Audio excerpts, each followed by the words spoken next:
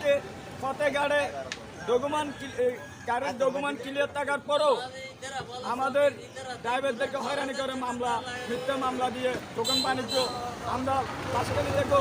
এখন সমস্ত বাংলাদেশে আমার সরকারকে আমরা আহ্বান জানাবো যে আমাদের শ্রমিক ভাইদেরকে আপনার ডকুমেন্ট ক্লিয়ার থাকা করেও আমরা যত নির্যাতিত না করে, আর যদি নির্যাতিত ভবিষ্যতে করে এই দিকে আমাদের বাংলাদেশ সরকারের পক্ষ থেকে আমরা কঠোর থেকে কঠোর আন্দোলনে যাবো। আমাদের শ্রমিক ভাইরা বাসকালিতে এবং চট্টগ্রামে যেদিকে যাবে যদি ডকুমেন্টপত্র ক্লিয়ার থাকে মামলা না দেওয়ার জন্য আমরা পুলিশ কমিশনার মহোদয়কে, ট্রাফিক বিভাগের পুলিশ কমিশনার মহোদয়কে অনুরোধ জানাচ্ছি, স্যার আপনিও দেখবেন আমাদের শ্রমিক ভাইদের পাশে থাকেন। শ্রমিক ভাইরা যদি না থাকে বাংলাদেশের অর্থনীতি থাকবে না,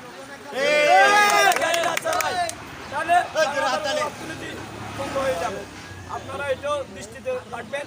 আমরা চাই আমাদের শ্রমিকরা সুস্থভাবে সুন্দরভাবে রাস্তাঘাটে সুন্দরভাবে গাড়ি চালানোর জন্য সবাইকে আহ্বান জানিয়ে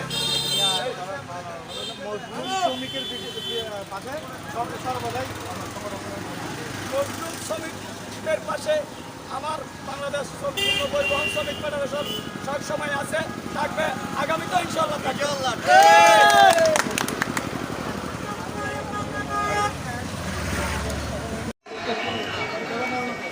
চট্টগ্রাম জেলা মহানগর কমিটির যুগ্ম সম্পাদক কেআর মোহাম্মদ ভাইকে মঞ্চে আসার জন্য সবিনয় অনুরোধ জানাচ্ছি।